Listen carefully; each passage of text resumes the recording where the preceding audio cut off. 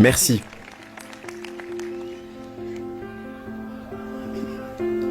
C'est un honneur pour moi d'être parmi vous aujourd'hui pour votre remise de diplôme dans l'une des universités les plus prestigieuses au monde. Pour dire vrai, je n'ai jamais eu de diplôme universitaire. Et aujourd'hui, c'est la première fois de ma vie que j'ai réussi à m'approcher autant d'une remise de diplôme. Aujourd'hui, je veux vous faire partager 3 histoires qui ont marqué ma vie. Rien d'extraordinaire, juste 3 histoires.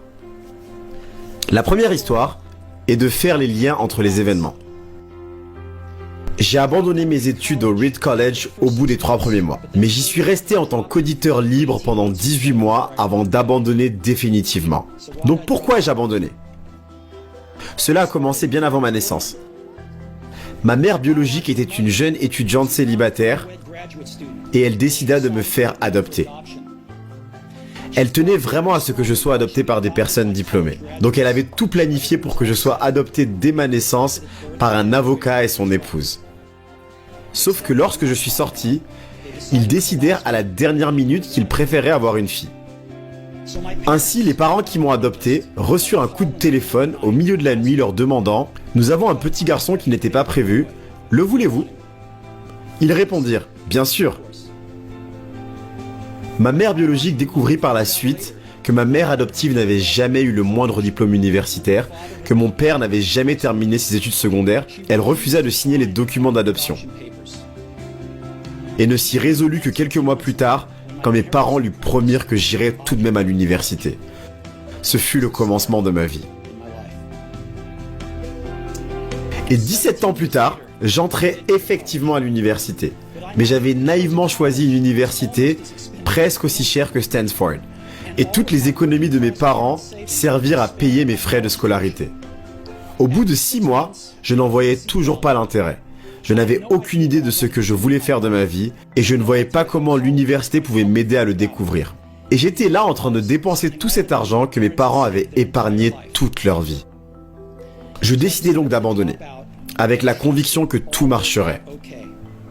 C'était plutôt effrayant, mais rétrospectivement, c'est l'une des meilleures décisions que j'ai prises. À la minute où j'ai renoncé, j'abandonnais les matières obligatoires qui ne m'intéressaient pas et commençais à me focaliser sur celles qui semblaient être bien plus intéressantes. Tout n'était pas rose, bien sûr. Je n'avais pas de chambre d'étudiant, donc je dormais au sol chez mes amis. Je ramassais des bouteilles de coca pour récupérer les cautions de 5 centimes pour m'acheter à manger, pour m'offrir un bon repas au temple de Hare Krishna.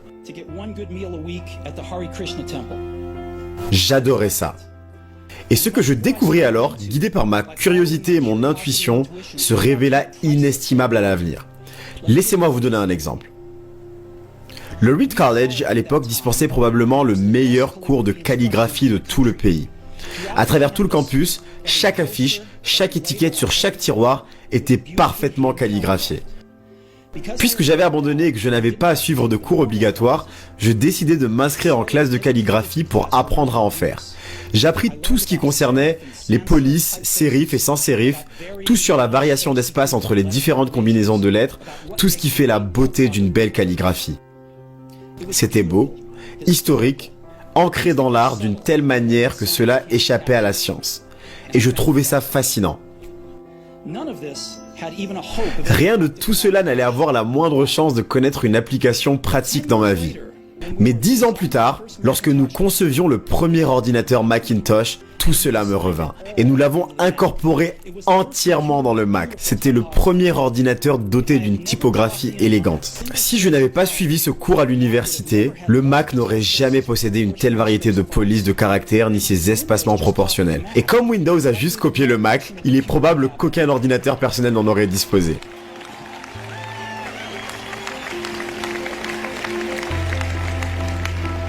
Si je n'avais pas abandonné, je n'aurais jamais suivi ce cours de calligraphie et les ordinateurs personnels n'auraient peut-être pas la merveilleuse typographie qu'ils ont aujourd'hui.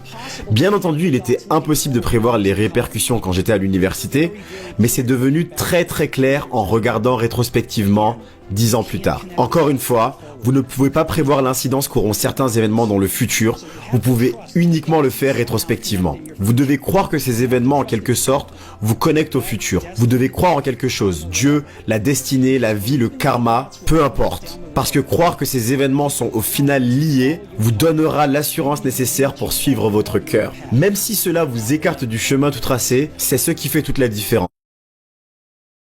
Vous êtes français et vous vivez à Dubaï. Si l'investissement ou l'immobilier ou peut-être les deux vous intéressent, eh bien écoutez bien. Ma seconde histoire parle d'amour et de perte. J'ai été chanceux. J'ai trouvé très tôt ce que j'aime faire. Woz et moi avons créé Apple dans le garage de mes parents lorsque j'avais 20 ans. On travailla dur. Et en 10 ans, Apple passa de juste nous deux dans un garage à une entreprise pesant 2 milliards de dollars avec plus de 4000 employés. Nous venions tout juste de lancer notre plus belle création un an plus tôt, le Macintosh, et je venais d'avoir 30 ans. Et puis j'ai été viré. Comment peux-tu te faire virer d'une entreprise que tu as créée? Eh bien, comme Apple grandissait, nous avons engagé quelqu'un qui me semblait très compétent pour diriger l'entreprise avec moi. Pendant la première année, tout se passa bien, puis nos visions du futur ont divergé. Et finalement, nous nous sommes brouillés. Et quand cela arriva, le conseil d'administration se rangea de son côté. Et ainsi, à 30 ans, je me retrouvais à la porte, et de manière très exposée. La chose sur laquelle je m'étais focalisé toute ma vie était partie. J'étais dévasté. Je restais plusieurs mois sans savoir quoi faire. J'avais l'impression d'avoir trahi la génération précédente d'entrepreneurs.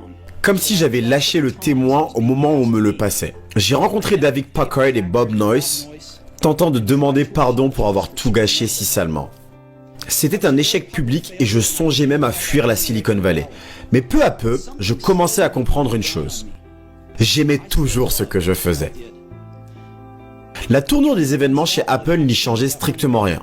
J'ai été rejeté, mais j'étais toujours amoureux. Ainsi, je décidai de repartir de zéro. Je ne l'avais pas vu à l'époque, mais il s'avéra que me faire virer d'Apple fut la meilleure chose qui puisse m'arriver. Le poids du succès fut remplacé par le bonheur d'être à nouveau un débutant.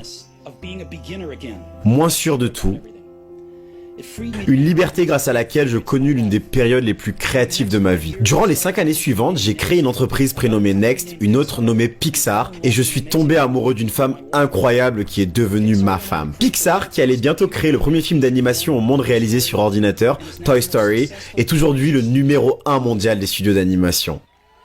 Par un remarquable concours de circonstances, Apple acheta Next et je suis retourné chez Apple. Et la technologie que nous avions développée chez Next est aujourd'hui au cœur des raisons de la renaissance d'Apple. Et Lorraine et moi avons fondé une famille merveilleuse. Je suis quasiment certain que tout cela ne serait jamais arrivé si je n'avais pas été viré de chez Apple. Ce fut une cure détestable, mais je pense que le patient en avait besoin. Parfois la vie vous frappe à coups de briques sur la tête, ne perdez pas la foi. Je suis convaincu que la seule chose qui me faisait avancer, c'est que j'aimais ce que je faisais. Et c'est tout autant applicable à vos vies professionnelles qu'amoureuses. Votre travail va remplir une part importante de votre vie. Et la seule façon de faire du bon travail, c'est de croire que ce que vous faites est du bon travail. Et la seule voie pour y parvenir, c'est d'aimer ce que vous faites. Si vous ne l'avez pas encore trouvé, continuez de chercher et ne baissez pas les bras. C'est comme en amour, vous saurez lorsque vous l'aurez trouvé. Et comme dans toute bonne relation, les choses ne font que s'améliorer au fil du temps. Donc continuez de chercher, ne baissez pas les bras.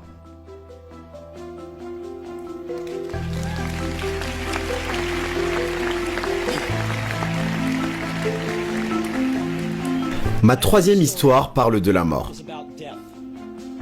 Quand j'avais 17 ans, j'ai lu une citation qui disait ceci. « Si vous vivez chaque jour comme s'il était le dernier, vous finirez un jour par avoir raison. »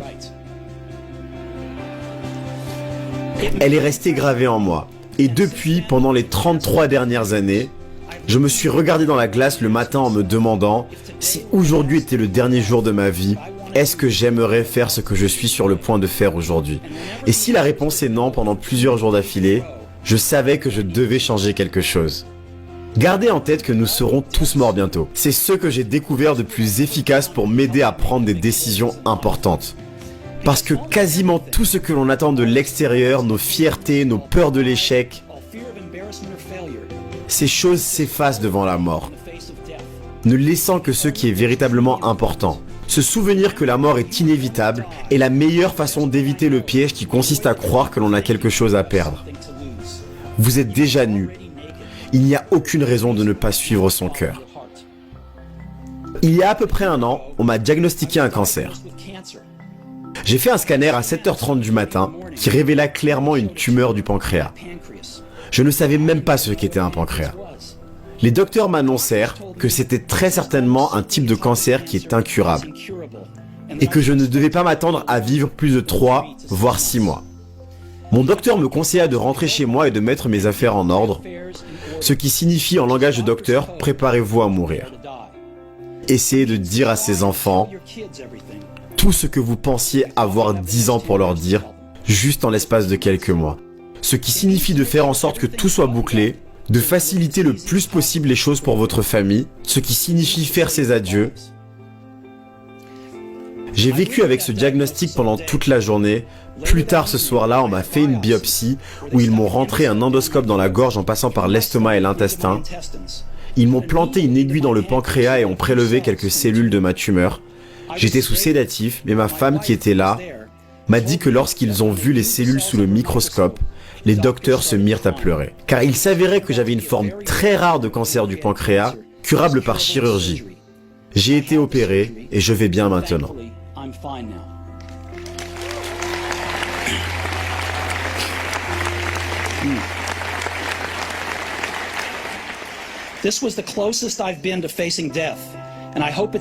Je n'ai jamais été aussi près de la mort que cette fois-là, et j'espère que ça le restera pendant encore quelques décennies pour avoir vécu avec ça. Je peux vous le dire avec plus de certitude que lorsque la mort n'était pour moi qu'un concept, certes utile, mais purement intellectuel.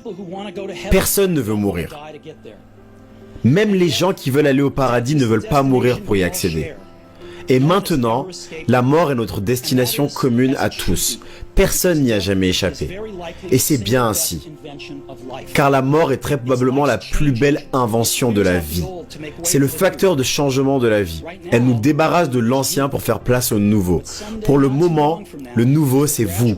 Mais un jour pas si éloigné d'aujourd'hui, vous deviendrez progressivement l'ancien et on se débarrassera de vous. Désolé de tenir des propos si dramatiques, mais c'est la vérité. Votre temps est limité. Ne le gâchez donc pas en menant une existence qui n'est pas la vôtre. Ne soyez pas prisonnier des dogmes, qui n'est rien d'autre que de vivre selon les conclusions de la réflexion d'autres personnes. Ne laissez pas le bruit des opinions des autres étouffer votre voix intérieure. Et le plus important, ayez le courage de suivre votre cœur et votre intuition. D'une manière ou d'une autre, ils savent ce que vous voulez vraiment devenir. Tout le reste est secondaire.